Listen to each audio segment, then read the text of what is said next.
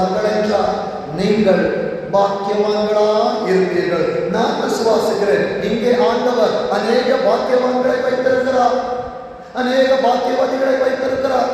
என் அன்பு தேவ பிள்ளைகளே, தாவீதோடு இருந்தவர்கள் யார் தெரியுமா?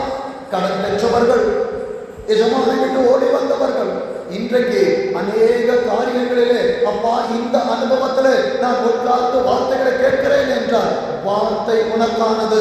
அவன் பணத்தை சொன்னது மாத்திரம் இல்லை, 37ஆம் அதிகாரத்துல 2ஆம் வசனத்தின் 2ஆம் பகுதி சொல்லுகிறது, அவர்களுடைய துன்மார்க்கத்தை தன் தகப்பனிடத்தில் என்ன பண்ணுவானா சொல்லுவான். ஏசப்பா அவங்க என்ன திட்டுறாங்க, ஏசப்பா அவங்க என்ன பார்த்து பரிகாசம் பண்றாங்க. உலகத்தினிடத்தில் பேசுகிறாயா, கர்த்தரிடத்தில் சொல்லுகிறாயா? இதுதான் ஆண்டவர் இன்றைக்கு நமக்கு முன்பாக வைத்திருக்கிறதான ஒரு பெரிய கேள்வி. என்னை